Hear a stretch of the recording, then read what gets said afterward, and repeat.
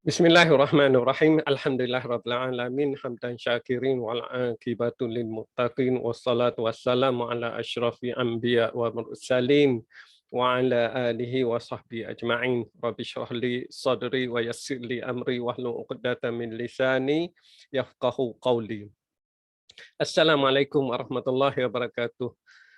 Dalam cerita hari ini saya nak kongsi secara ringkas tajuk lebih kurang 20 tahun Amerika di bumi Afghanistan. Mereka masuk dengan membunuh dan mereka keluar dengan membunuh. Ianya satu snapshot ringkas bagaimana mereka bermula pada tahun 2001. Mereka masuk dan mengebom bumi Afghanistan, dan semasa mereka tak keluar, satu hari sebelum mereka keluar secara keseluruhan, mereka telah mengebom satu keluarga sehingga 10 orang meninggal. Okey, cerita dia sebelum kita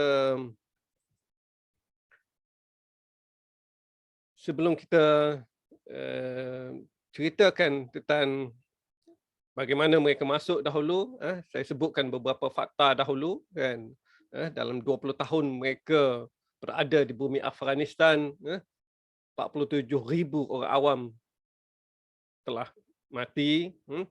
Tentera US sendiri 2,325 orang mati, 60,000 cedera. Ini tidak termasuk tentera-tentera bersekutu. Satu US ni satu pasukan yang sangat kuat pada masa tersebut dengan senjata yang kita tahu sangat canggih, masuk mengebom bumi Afghanistan, tetapi mereka bukan masuk bersendirian. Mereka masuk dengan sekutu-sekutu mereka. Bayangkanlah kemusnahan yang mereka lakukan. Dan kematian tadi 2,325 orang itu tidak termasuk tentera bersekutu. Tentera Afghanistan sendiri, akibat peperangan tersebut, 66,000 tentera dan polis Afghanistan mati dalam 20 tahun penjajahan US di bumi Afghanistan. Penjajahan yang tidak berjaya, penjajahan yang gagal, tetapi memberi impak yang sangat besar. Mereka berbelanja 2.26 trilion, satu jumlah yang terbesar dalam sejarah kan, untuk peperangan. Bayangkan Afghanistan ini negara yang miskin. Kadar hidup rakyat dia secara purata katanya sekitar $2 sehari. Dan sebelum ini dalam 10 tahun dahulu dalam $1 satu hari. Tetapi belanja untuk perang ni begitu besar, 2.26 trilion. US kerugian yang begitu besar kan, dan kemalangan yang disebabkan peperangan ini itu juga begitu besar.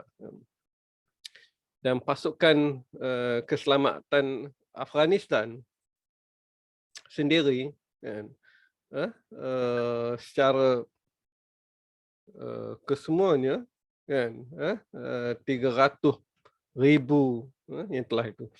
Dan angka ini kita tidak termasuk kematian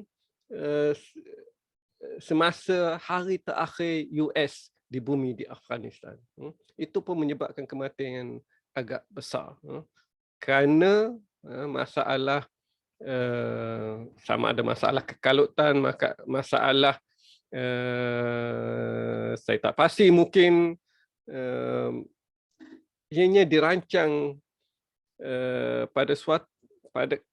dalam satu keadaan, tetapi hasilnya menghasilkan keadaan yang lebih teruk.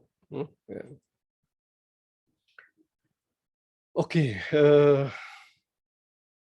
semasa mereka masuk pada tahun 2001 dahulu, selepas peristiwa 11 September 2001, Mereka masuk dengan kononnya untuk membunuh ekstremis di bumi Afghanistan.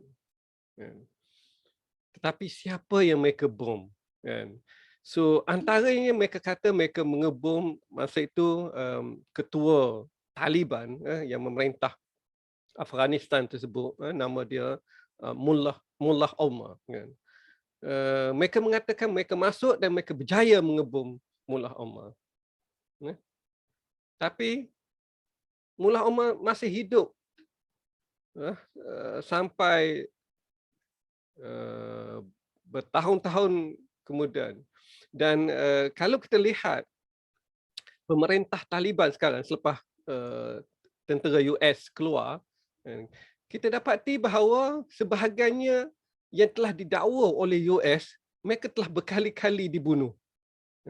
Poin saya nak sebutnya, US kerap mendakwa bila mereka melakukan bom, kan, mengakibatkan ekstremis yang mereka anggap sebagai ekstremis telah dibom, kan.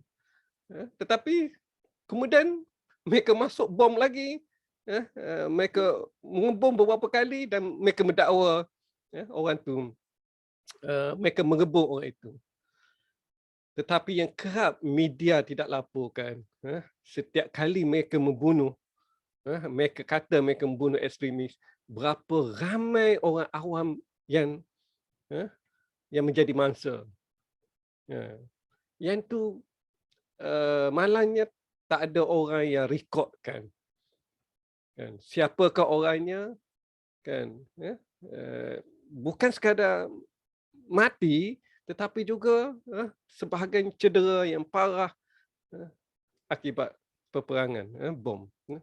Mereka masuk 2001 dengan membunuh. Mereka mendakwa membunuh ekstremis, sedangkan orang yang didakwa itu berapa kali kemudian mereka mengebom semula. Termasuk Mullah Omar. Termasuk Osama bin Laden. Berapa kali mereka kata mereka telah membunuh. Dan Mullah Omar tidak pasti sama ada mereka Mullah Omar tu mati oleh bom US atau sebenarnya mati, ada banyak sumber mengatakan dia mati kerana sakit. Dia cedera, ya, dia cedera betul, mata dia sebelah buta. Tetapi kematiannya itu pun lebih pada 10 tahun selepas US bom demi bom. Tetapi kemalangan yang berlaku pada orang awam. Kemalangan yang berlaku pada orang awam ini juga yang menimbulkan US kata mereka berjaya menghapuskan ekstremis, sedangkan perbuatan-perbuatan yang ekstrim di dunia makin bercambah selepas itu. Kadang-kadang bercambah itu dia bercampur dengan kerana apabila katalah adik-adik mereka, saudara mara mereka, dia sebahagian akan bertindak untuk membalas dendam. Mereka keluar, ayah-ayah mereka yang terbunuh, mereka akan keluar, mereka rasa itu satu jihad mereka.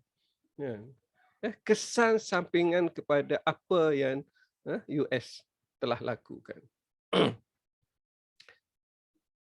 Bila kita kata bom ni, ianya sangat dahsyat, dengan senjata yang sangat sophisticated, malah mereka pernah bom yang dipanggil the mother of all bombs. Bom yang sangat besar, yang tinggi dia saja pun dah 30 kaki, lebih tinggi daripada manusia, kan? Dan bila dia meletup, dia boleh masuk sampai 300 meter ke dalam tanah. Bayangkanlah 300 meter, anda berlari 100 meter, betapa dahsyatnya bom. Berbagai bom berantai, bom berapi, kan? yang saya pernah tengok satu klip, bom tu bila dijatuh, api dia tu bergerak kan, bergerak sehingga saya kira lebih pada 50 meter kan. Bom berantai tadi meletup kan. Itu tak termasuk bom yang tak meletup pada masa tersebut. Kemudian kanak-kanak pergi, kanak-kanak ingat permainan, sehingga menyebabkan kecederaan, kematian dan sebagainya. Sungguh dahsyat kan perang itu. Dia bukan sekadar, kalau perang tentera dengan tentera tu kita rasa kita boleh faham kan. Tapi yang banyak yang jadi mangsa ialah kan orang-orang awam. Saya nak ada dan selepas ini ada slide penutup. Ini saya nak sebutkan hari terakhir sebelum US tentera terakhir keluar. So hari terakhir ini sebagaimana yang kita lihat dalam media, berlaku satu suasana yang sangat kelang kabut. Orang bertumpu-tumpu nak keluar daripada Afghanistan, yang saya kira ini pun satu penyakit yang saya akan sebut dalam klip yang lain. Satu penyakit yang US buat. Mereka menimbulkan suasana itu. Mereka boleh arrange dengan baik. Tak perlu suasana tu. Suasana yang sangat kelang kabut, sehingga suasana kelang kabut itu dikatakan pasukan ISIL, Islamic State ni, yang sekali lagi yang kita rasa Islamic State ni siapa sebenarnya yang bina. Bila kita buat slide yang lain, kita akan cerita kewujudan Islamic State ni. ISIL kill dia panggil. Satu pasukan yang saya kira kalau kita nak kata pasukan, walaupun nama Islamic State ni kita rasa ragu-ragu. Sebab yang terbunuh lebih ramai orang Islam. Saya rasa yang bukan Islam, kalau percentage ni yang dibunuh oleh kumpulan yang namanya Islamic State ni, saya rasa mungkin tak sampai 10%. Lebih pada 90% adalah orang Islam. Bila berlaku pengeboman dekat dengan Kabul Airport, Hamid Karzai Airport, dengan suasana orang ramai, begitu ramai yang meninggal. Itu pun apabila diinterview orang-orang yang cedera parah di hospital, mereka kita sebahagian daripada yang meninggal ini kerana tentera US yang menembak secara rambat. Mungkin masa tu mereka panik kan. Banyak senjata-senjata yang peluru-peluru yang kena pada orang awam kat situ kan. Peluru daripada senjata US. Kan. Ya, yang tu kita bukan kata dia berniat untuk membunuh, tetapi kan. Tetapi rekod daripada orang-orang yang cedera parah memberitahu bahawa tentera US tembak, tidak nafikan ada serangan daripada ISIL-K. Itu satu. Itu saya nak ceritakan bahawa mereka masuk dengan membunuh dan mereka keluar juga dengan membunuh.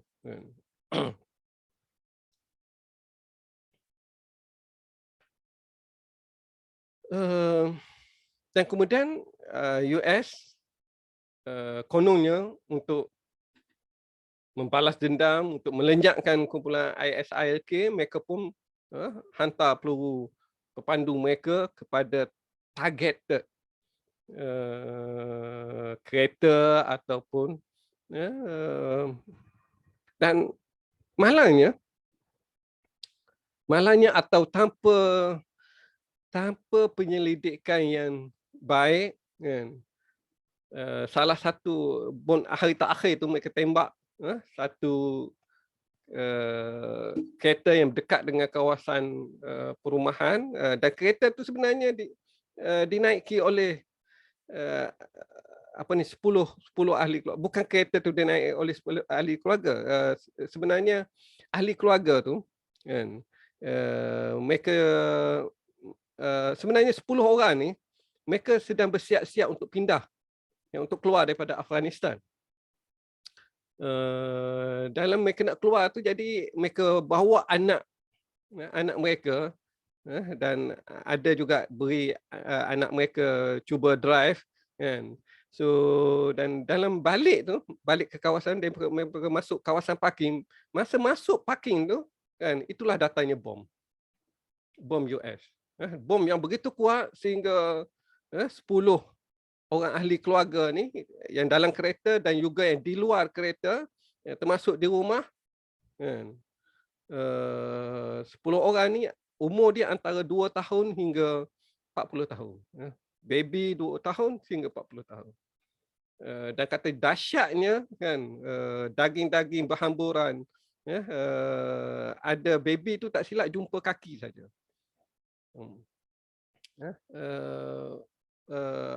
Daging melekat di dinding dan sebagainya.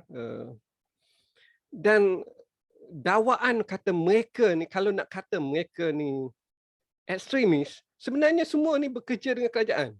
Dan mereka ni nak lari, nak keluar daripada Afghanistan, menunjukkan mereka ni tidak mahu berada di bumi Afghanistan. Selalunya yang nak keluar ni kerana mereka bimbang Taliban akan menghukum mereka kerana mereka ni bekerja dengan kerajaan Afghanistan sebelum ni, dan sebahagiannya kerja yang berkaitan dengan tentera luar. Salah seorang ni tentera. Salah seorang yang terbunuh. Tentera Afghanistan, bukan tentera Taliban. Tentera Afghanistan. Seorang lagi engineer. Dan engineer ni mereka orang yang sentiasa sibuk dengan kerja dengan syarikat private, syarikat. Tak ada masa untuk terlibat dengan program-program macam tu. Kan? Ramai jiran-jiran kata tak logik mereka ni golongan menjadi golongan ekstremis. Tapi itulah yang berlaku. Mereka masuk, US masuk dengan membunuh, US keluar dengan membunuh. Dan orang juga bertanya-tanya, US claim bahawa mereka membunuh ekstremis. Orang bertanya-tanya, jadi selama ini yang US duk bunuh, berapa ramai lagi yang jadi mangsa seperti ini?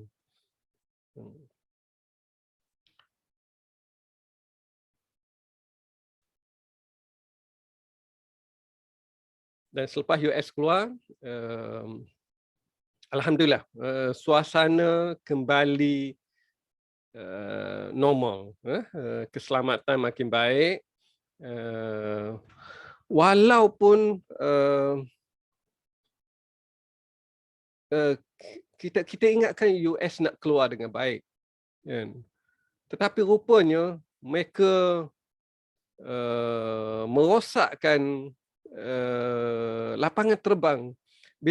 Bila sebut kita merosakkan lapangan terbang, ini bukan rosak jalan saja, rosak sistem penerbangan. Sistem penerbangan ini termasuk radar, kan? Radar ni radar yang boleh semak seluruh ruang angkasa tu, seluruh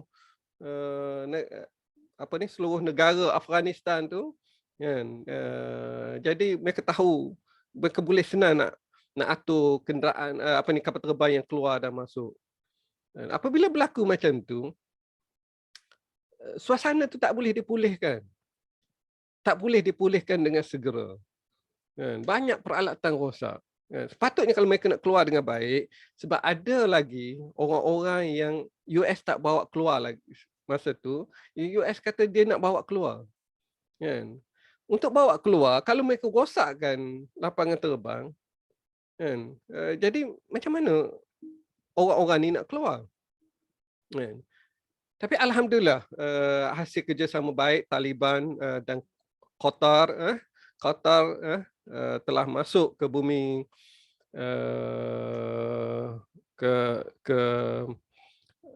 ke Kabul dan telah memperbaiki kan. Dalam masa 1 hari saja mereka baiki jalan, mereka baiki radar, mereka letak radar sementara kan. Radar ni walaupun tak boleh kesan keseluruhan ruang angkasa tapi kesan. So dalam masa 1 hari saja domestic flight boleh bergerak. Boleh bergerak daripada Kabul ke Mazar-i Sharif. Kan.